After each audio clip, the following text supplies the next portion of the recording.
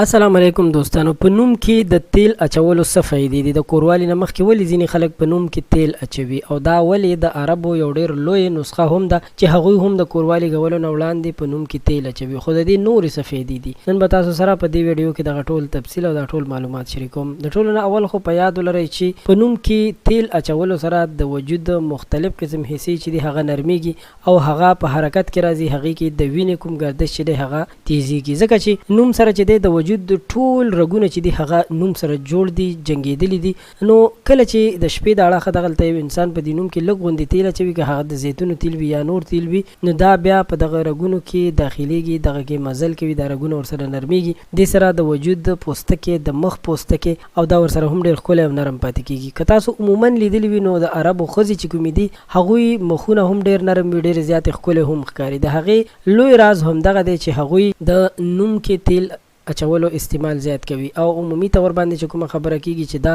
په کوروالي کولو کې په شهوت کې هم یو خاص کردار لوبوي، نو بالکل په دې خبره کې هم شک نشته، دا خبره هم صحیح ده، ځکه چې داسې ویل کیږي که یو انسان هره شپه په خپل نوم کې تیل اچوي نو د هغه شهوي قوت به ډېر زیات وي، او هغه به د نورو سړو په نسبت باندې د هغه قوت زیات وي، د هغه طاقت به زیات وي. نو په دې کې بیا مختلف قسم تیل یاد شوي دي، د زیتونو تیل یا د شړشمو تیل یا د کوپرې تیل، خو د ټولو نه ښه تیل چې کوم دي هغه د زیتونو تیل دي. که څوک هم استعمالول غواړي د زیتونو تیل استعمال کوي، او په دې سره به ستاسو وجود نور هم قوي شي، نور به هم ستاسو وجود مضبوط شي. دې نه علاوه تاسو وګورئ د عربو کوم زنانه چې دي، ښځې چې دي، د هغوی مخونه هم ډېر زیات نرم وي، ډېر زیات ښکلي وي. نو که یو انسان د دې استعمال شروع کړي او مسلسل استعمال یې کوي، نو یقینا چې هغه ته به ډېره زیاته فایده وکړي شي، او د هغوی د مخ پوستکي به ورسره دغسې بالکل نرم شي، او نور به هم د هغه وجود ته ډېره زیاته فایده ورکړي شي.